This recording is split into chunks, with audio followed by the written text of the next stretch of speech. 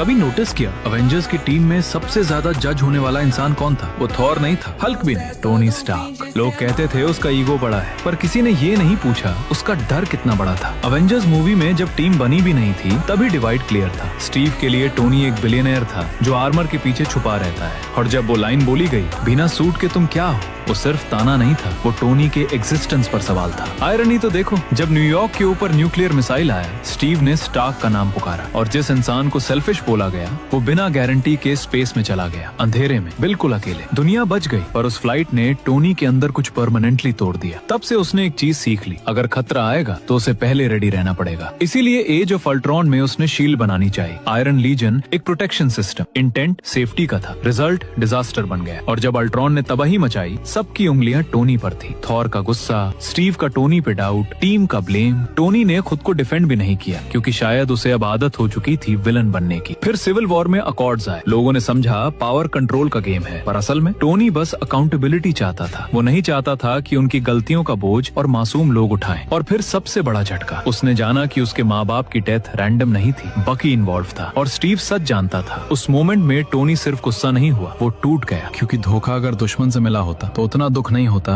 जितना अपनों से मिलने पे होता है। इन्फिनिटी वॉर में भी देखो, टाइटन पर जब आर्मर के टुकड़े टुकड़े हो रहे, टोनी थैनोस के सामने खड़ा था। वो भगा नहीं, क्योंकि हीरो बनना उसका शौक नहीं था, रिस्पॉन्सिबिलिटी लेना उसकी आदत थी। एंड गेम में जब उसने स्टीव को आर्क रिएक्टर दिया, वो सिर्फ आर्ग्यूमेंट नहीं था, वो सालों का अनकहा पेन था। और फिर फाइनल मोमेंट में वो स्नैप। इस बार कोई प्लान भी नहीं था, कोई बैकअप नहीं, सिर्फ एक इंसान जिसको हमेशा मिसअंडरस्टूड किया गया। लेकिन जब वक्त आया, उसने पूरी यूनिवर्स का बोझ अपने हाथ में ले लिया। तब जाकर लोगों को समझ आया, टोनी परफेक्ट नहीं था, वो इनसिक्योर था, वो भी घबराता था, वो परफेक्ट भी नहीं था, लेकिन जब भी दुनिया को जरूरत पड़ी, वो हमेशा फ्रंट लाइन में खड़ा था। और शायद इसीलिए अवेंजर्स को उसे समझने में सबसे ज्यादा वक्त लगा।